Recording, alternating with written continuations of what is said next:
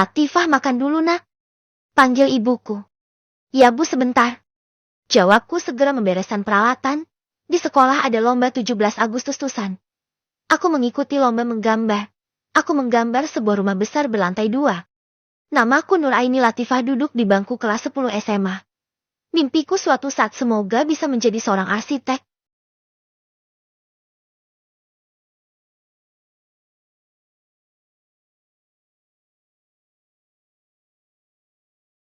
Meskipun sebagian orang mengatakan bahwa aku terlalu banyak menghayal.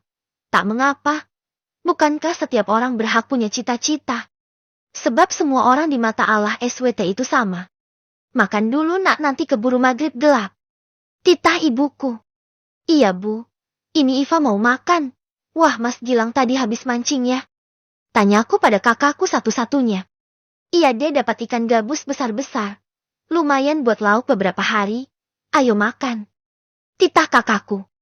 Hari ini ibu memasak tumis kangkung, ikan bakar, dan sambal mentah. Sedap sekali rasanya. Hidup kami sederhana tapi kebersamaan selalu terjaga. Kami hidup cuma bertiga. Ayahku meninggal dunia saat usiaku 7 tahun. Biar ibu saja yang cuci piring dek.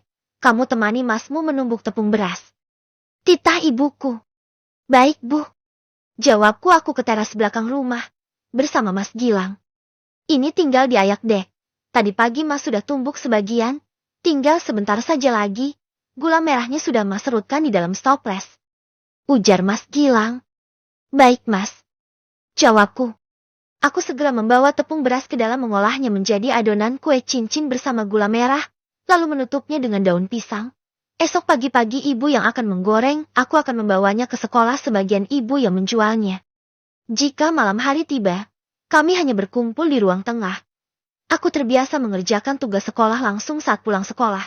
Karena kami tidak punya listrik, hanya menggunakan lampu teplok. Daripada belajar dalam gelap membuat mata sakit. Rumah kami terletak 300 meter dari penduduk. Kami tinggal di pinggir jalan menuju sawah. Sebenarnya sudah sejak 3 tahun yang lalu listrik masuk ke desa ini, tapi apalah dah.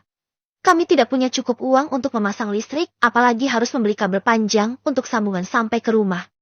Rumah yang terbuat dari anyaman bambu beratapkan daun rumbia ini telah kutempati sejak lahir. Kami hidup serba cukup sebenarnya. Beras tak membeli, sebab kami punya sepeta sawah cukup untuk makan. Sayuran pun tak pernah membeli, kami menanam sendiri di sekitar pekarangan rumah, seperti kangkung dan lain-lain. Mandi dan mengambil air bersih pun biasa di sungai. Semua yang kami butuhkan sudah tersedia di alam. Ibuku seorang petani. Sementara kakakku Mas Gilang biasa menyadap pohon aren lalu mengolahnya menjadi gula. Ada 2 pohon aren yang sedang ia kerjakan. Biasanya sehari mampu menghasilkan gula sebanyak 7 kilogram yang dijual per kilo seharga Rp9.000. Sebagian dijual, sebagian lagi digunakan untuk membuat kue tradisional cincin. Kenapa jeti kue tradisional cincin yang dibuat?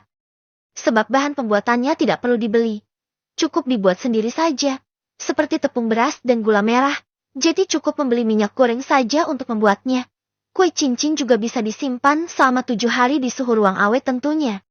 Keesokan paginya aku sudah mandi dan bersiap.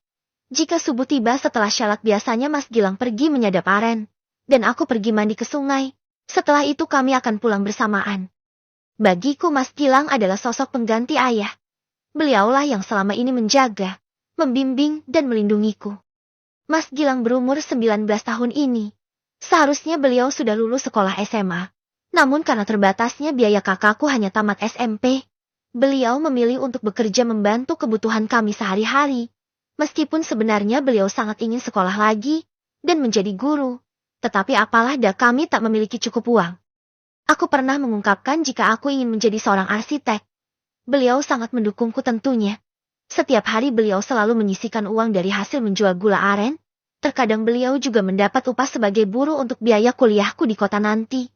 Beliau berjanji apapun yang terjadi aku harus sekolah. Mas Gilang tak ingin aku merasakan sedihnya hati saat melihat teman-teman yang lain sekolah. Mas Gilang juga berharap suatu saat nanti aku bisa sukses. Tak seperti dirinya. Beliau sungguh tak ingin aku merasakan kerasnya kehidupan. Di sisi lain menurutku akulah satu-satunya harapan keluarga. Aku ingin membahagiakan ibu dan kakakku. Sebenarnya untuk menjadi seorang arsitek, tidak perlu harus kuliah, bisa dengan masuk SMK saja. Tetapi di desa ini hanya ada 1 SMA. Sedangkan SMK terletak jauh di kota. Tentu saja jika ingin sekolah di kota membutuhkan banyak biaya. Sementara saat itu tabungan kami belum cukup. Seperti mengekos sebab aku tak memiliki keluarga di sana. Mas Gilang tak memperbolehkan sebab saat itu umurku masih 15 tahun. Juga karena aku ini seorang perempuan. Iva berangkat ya Bu. Mas. Ujarku menyalami keduanya. Iya hati-hati anak ini bekalnya. Ikan asin, sayur telah dipakai sambal mentah. Ujar ibuku mengusap kepalaku. Semangat deh. Ujar Mas Gilang. Iya Bu. Mas. Aku segera memasukkan jualan ke dalam keranjang sepeda. Dan menggendong tasku di pundak. Saat aku berangkat ke sekolah. Ibu biasanya berangkat ke sawah. Sedangkan Mas Gilang mencari kayu bakar. Untuk memasak aren dan tentunya untuk persediaan memasak makanan. Jangan ditanya kami tak punya peralatan apapun di rumah. Kue-kue. Dengan semangat aku menjajakan jualanku. Iva.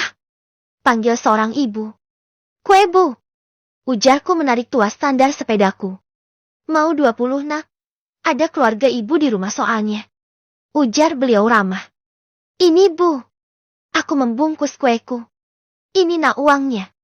Ujar beliau menyerahkan uang selembar 100 ribuan. Nanti aja deh Bu.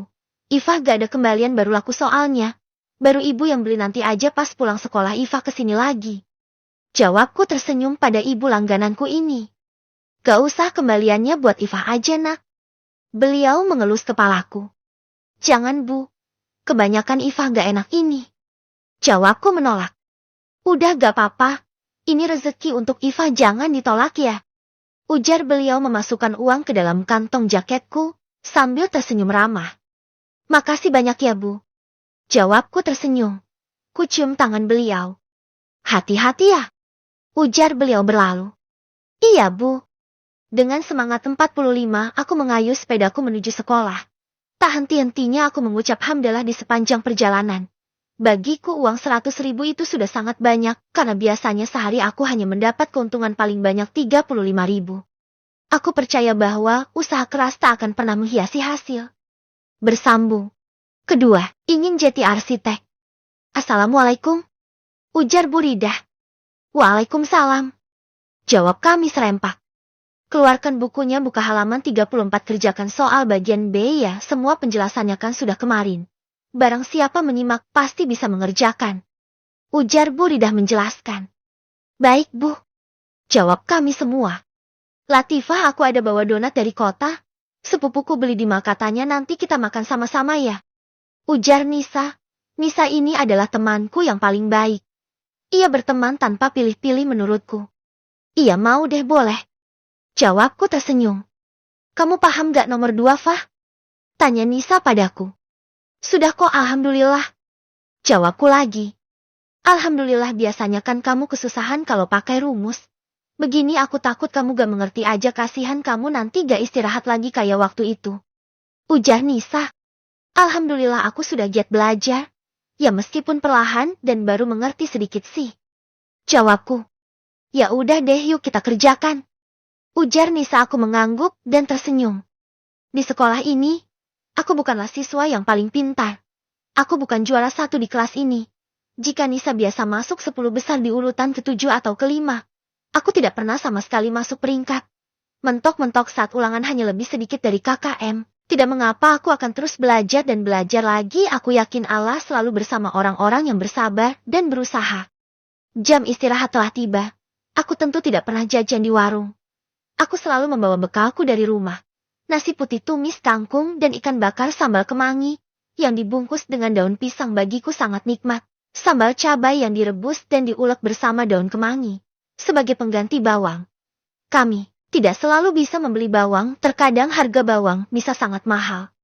Latifah kue cincin kamu masih ada gak? Tanya kakak kelas bernama Lita. Masih ada kak?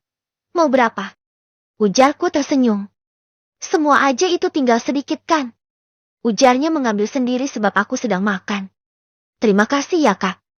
Ujarku ia juga memberikan selembar uang 100 ribuan. Aduh kak besok saja deh. Belum ada kembaliannya. Ujarku. Oh gak apa-apa besok saja sisanya aku suka soalnya. Ujarnya lagi. Apa gak kebanyakan kak? Tanya aku memastikan. Nggak pagi kamu antar ke rumah aja ya. Aku balik ke kelas dulu. Dadah. Ujar Kak Lita berlalu. Ya Allah, alhamdulillah aku dapat banyak jualan hari ini. Besok aku tinggal bikin dan antar aja. Gak perlu keliling, alhamdulillah ya kan? Ujarku sangat bersyukur. Alhamdulillah, oh iya ini donatnya buat kamu. Ujar Nisa. Wah, terima kasih ya. Enak ternyata rasanya begini ya kue orang kaya. Ujarku menyukainya, maklum selama ini aku tak pernah memakan kue donat seenak ini. Iya, sama-sama. Jawab Nisa ramah. Jam pelajaran kedua dimulai. Kami semua mengumpulkan tugas yang telah diberikan kemarin. Pelajaran di jam ini cukup menyenangkan sebab gurunya lumayan ramah. Beliau juga cukup sering mengajak kami bercanda sambil belajar sehingga kami tidak jenuh.